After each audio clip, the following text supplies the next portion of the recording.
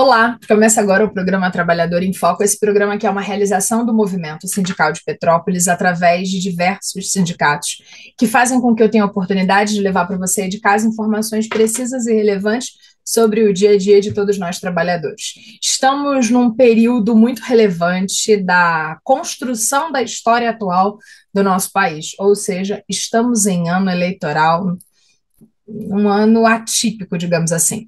E para continuar falando de eleições, afinal de contas, em quem todos nós vamos votar nesse ano, eu tenho o prazer de receber novamente Guilherme Galvão, que é historiador e autor do livro Brizola 62, para a gente conversar um pouquinho que personagens, né? Quem são esses cargos? Que cargos são esses que a gente vai votar nesse ano? Guilherme, prazer recebê-lo mais uma vez para a gente continuar conversando sobre esse tema que precisa ser tão importante na nossa vida.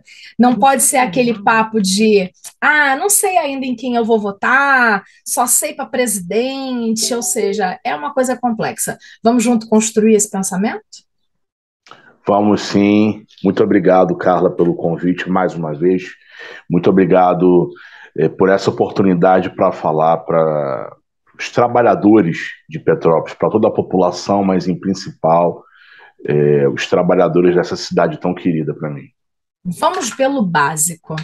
Afinal de contas, no programa passado a gente explicou muito bem essa questão histórica a respeito do papel das eleições, de como a gente começou a votar no Brasil. E aí vem a questão: em 2022 a gente vai votar para quais cargos?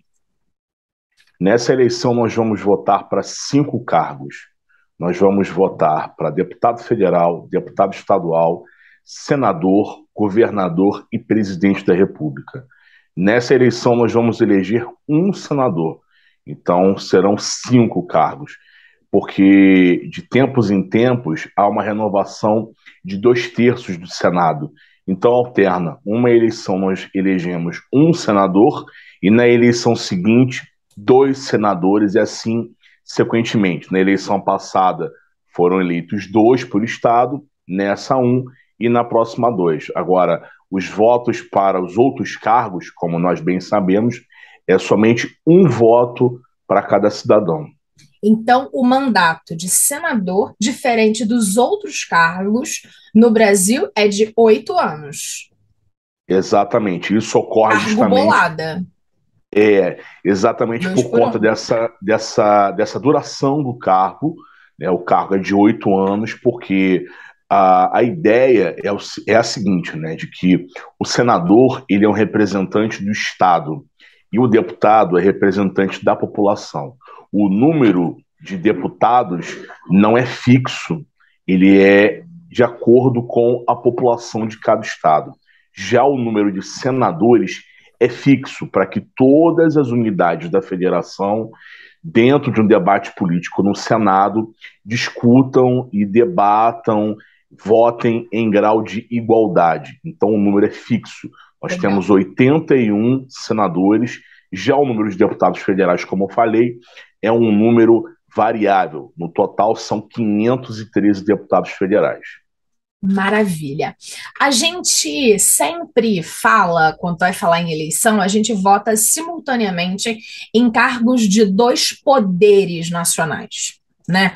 Para quem não sabe, a gente tem três poderes, eu diria que a gente tem quatro, porque a gente tem o poder legislativo, o executivo e o judiciário, e eu sempre vou acreditar que a gente ainda tem um poder da imprensa, que é a liberdade de expressão para fazer e causar na nossa fala. Sempre quando a gente ouve assim o quarto poder, a gente está tentando falar que a imprensa movimenta a comunicação, que muitas das vezes os outros três poderes tentam deixar mais escondidos do povão, digamos assim.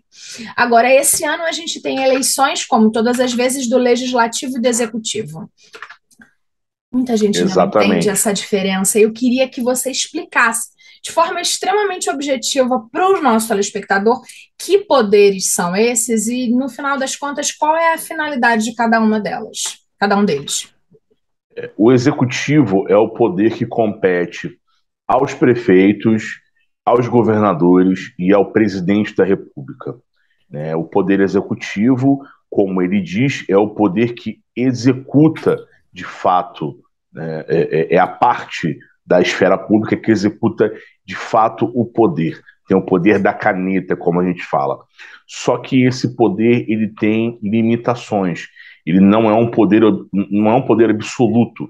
Existem outros poderes que funcionam ali, complementando as outras esferas do poder público, as outras atribuições do poder público, como o legislativo e o judiciário. Então, quando nós vemos um secretário, um ministro, eles também são integrantes do poder executivo, mas eles não são eleitos, eles são indicados pelo comandante do executivo, que é, como eu falei, o prefeito, o governador e o presidente da República. Então, a tarefa dessas funções é executar o poder de fato, né? Então, essa é a atribuição do poder executivo no que diz respeito à chefia de governo e à chefia de Estado. No caso de um presidente da República, né?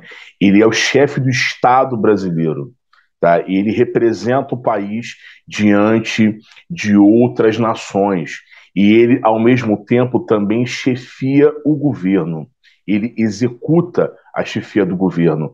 Então, atribuições relacionadas a essa função competem ao presidente da República, como a escolha de ministros, a indicação de onde determinadas verbas deverão ser aplicadas, a nomeação de indicados, sejam indicados políticos ou por qualquer outro critério técnico, enfim. Então, quem monta o governo, quem vai dar a linha do governo, quem vai direcionar o governo, né, a linha ideológica, a linha política, a linha técnica, né, tudo isso é, de fato, o presidente da República, certo? E todos os outros integrantes do governo vão agir de acordo com essa linha política. Certo. E no poder legislativo, esse ano a gente vai votar nos deputados e senadores, não é isso? E senador. Exatamente. Exatamente. A função do legislativo é a função de legislação, como já diz, né, é fazer as leis, ao passo que o executivo ele cumpre essas leis, executa essas leis.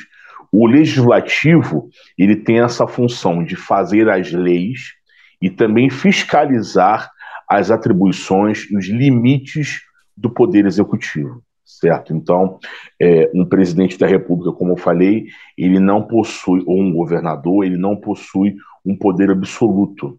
Né? Existem determinadas atribuições que são relacionadas ao poder legislativo.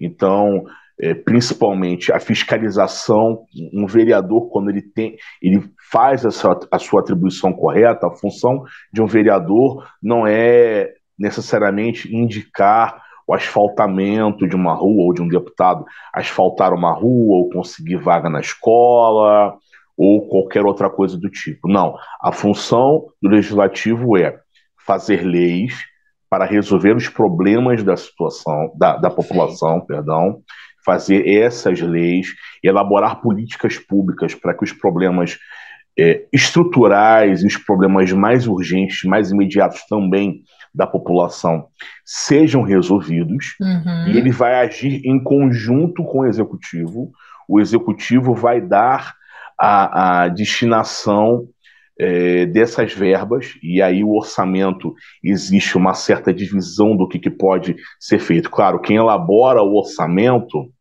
é o legislativo, ele que vota um orçamento, mas há um diálogo com o executivo de onde que esse dinheiro vai sair, para onde que essas verbas vão ser destinadas.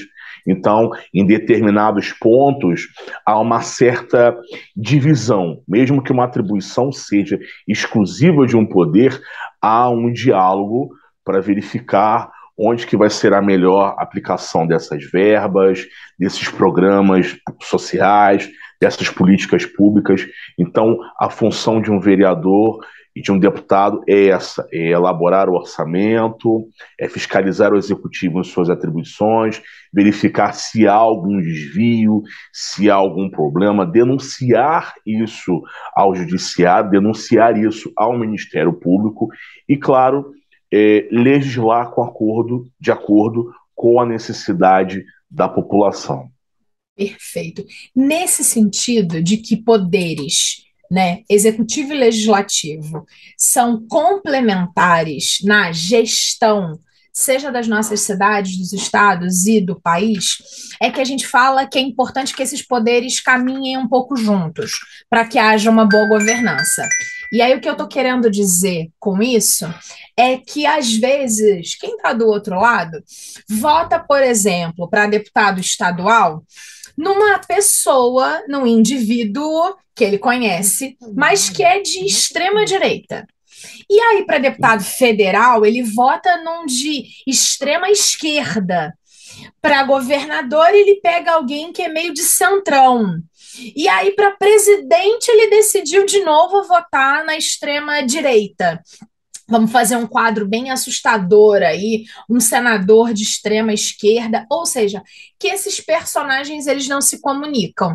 Isso significa dizer que o cidadão, ao não perceber isso, a gente falou sobre essa questão da personificação do voto e não da ideologia do voto do brasileiro, né?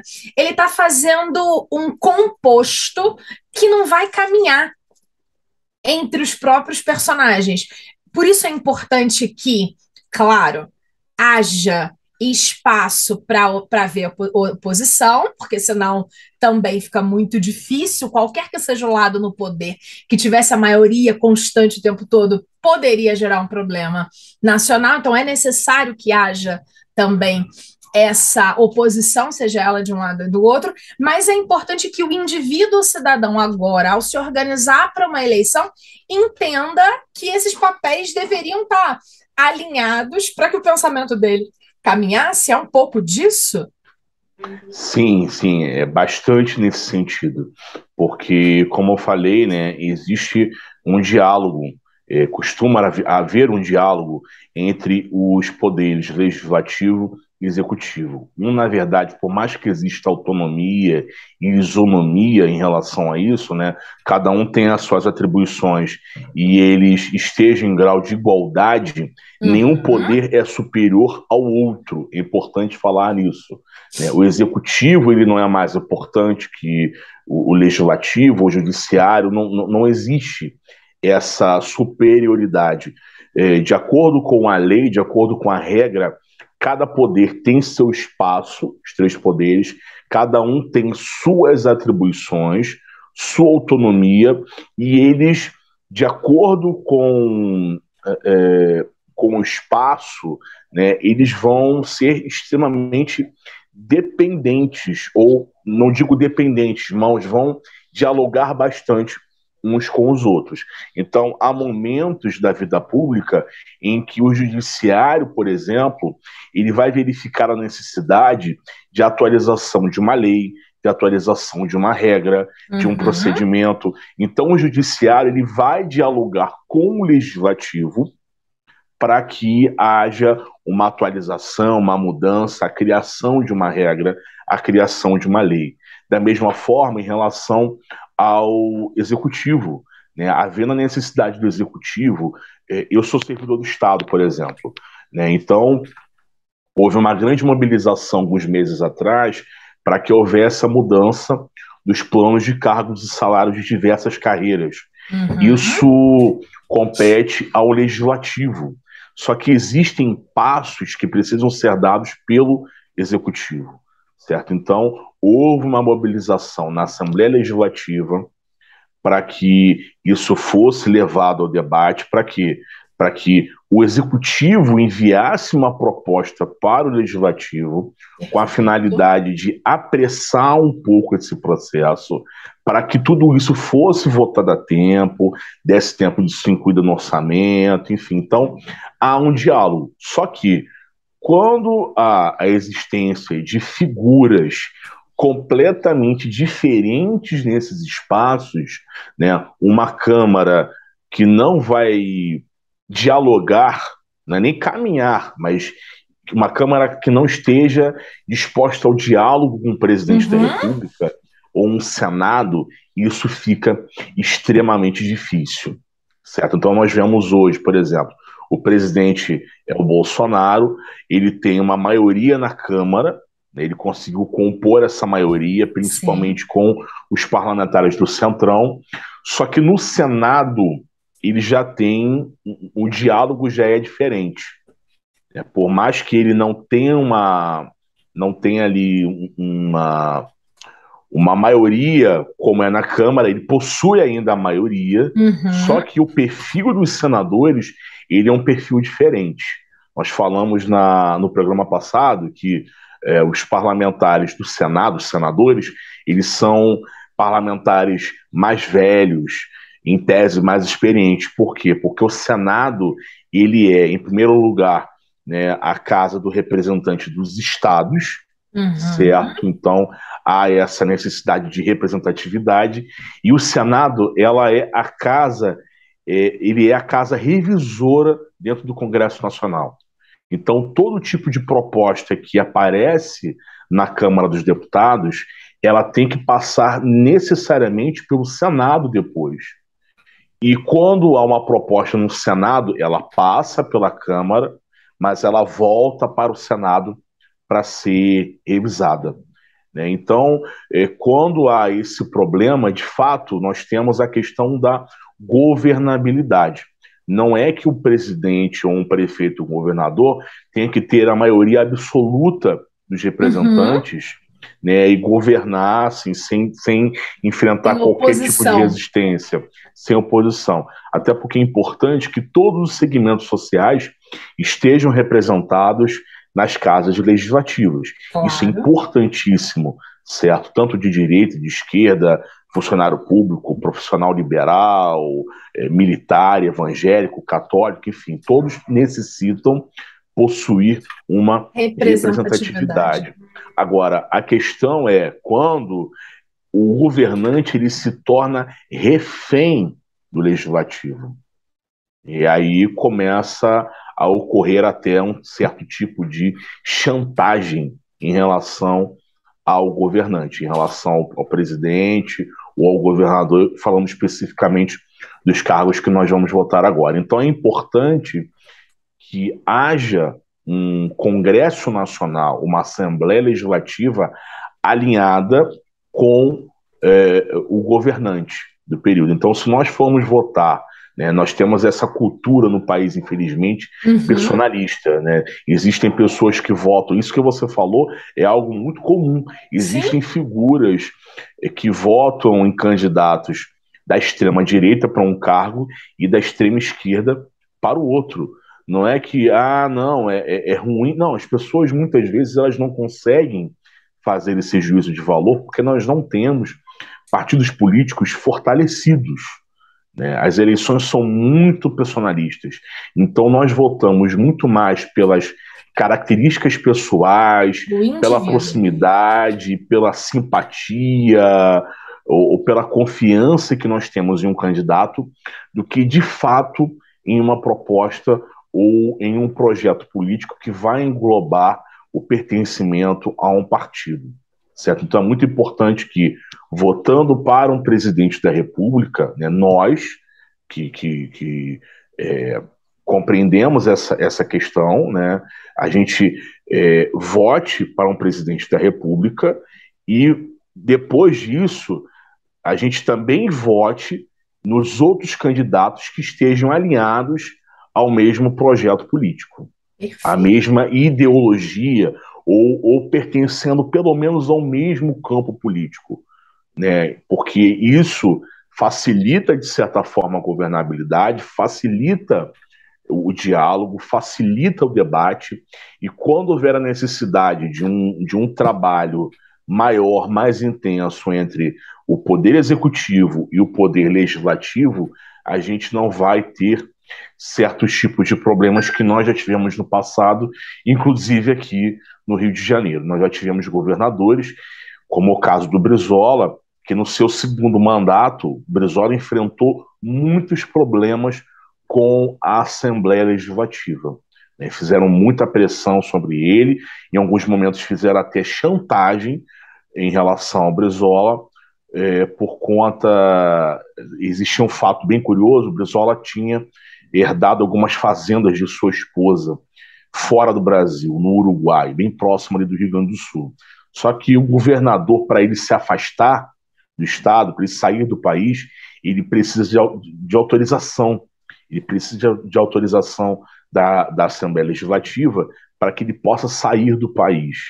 Né? E Olha, isso era um motivo de grande perturbação para o Brizola, porque os deputados muitas vezes não queriam autorizar que ele saísse do país por alguns dias para cuidar da fazenda que ele herdou da esposa, e, claro, né, faziam chantagem política e usavam isso como moeda de troca. Então é muito importante que a gente vote em candidatos que estejam alinhados com o mesmo projeto político, no mesmo partido ou no mesmo campo.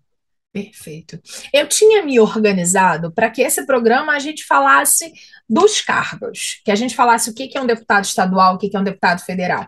Mas a verdade é que eu achei muito importante a gente entender esse panorama maior e construir essa série de programas com você para que a gente possa abrir os olhos de quem está do outro lado. A gente ainda tem um tempinho para as pessoas escolherem os seus candidatos para as eleições que vão ser realizadas no próximo dia 2 de outubro, que é a véspera do meu aniversário. E aí, eu espero estar muito feliz no dia do meu aniversário.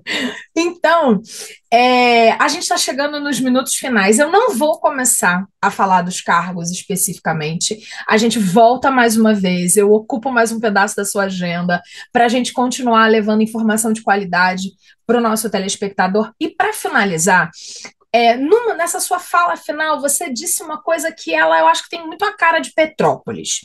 Você falou que é importante que quando o telespectador cidadão vai votar, que ele tem que pensar que os poderes precisam estar, de alguma forma, alinhados para para tomarem decisões mais robustas. Nesse caso, a gente pode estar falando, por exemplo, como uma tragédia climático-social que ocorreu em Petrópolis.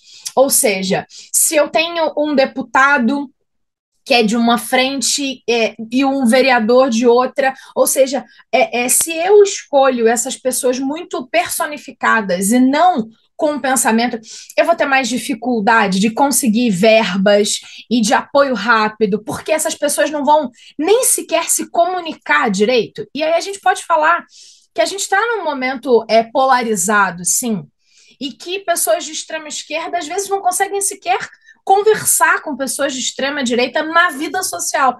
Imagina isso quando todas elas têm algum tipo de poder. Por isso é importante alinhar este pensamento na hora das eleições? Sim, você mencionou um fato bem importante. Nós tivemos, inclusive, muitas pessoas que procuraram politizar a tragédia em Petrópolis, lá no Alto da Serra, e em muitos momentos houve debate, houve discussão política, né, porque alguns se sentiam mais no direito de estar lá, ou de, em tese, lutar por aquelas pessoas, Sim. outras se sentiam mais no direito pelo fato de ter conquistado votos em Petrópolis, mesmo não tendo nenhuma ligação mais concreta com a Uhum. cidade, e aí isso fez com que houvesse todo tipo de embate lá no Alto da Serra.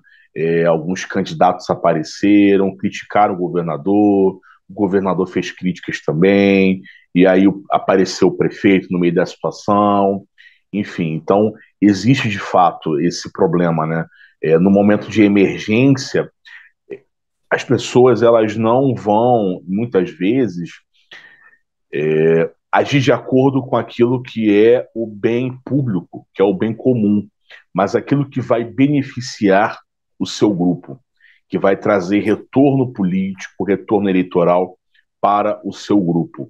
Então, é muito importante falar desse tipo de coisa, né? Porque nós falamos, você citou um fato que está extremamente Sim. ligado com aquela tragédia, que são as mudanças climáticas. Hoje, nós temos dentro do campo da extrema-direita, uma fração importante de pessoas que negam as mudanças climáticas, que negam é, o aumento do efeito estufa, da emissão de gases, que tudo isso é bobeira de ecologista e tal.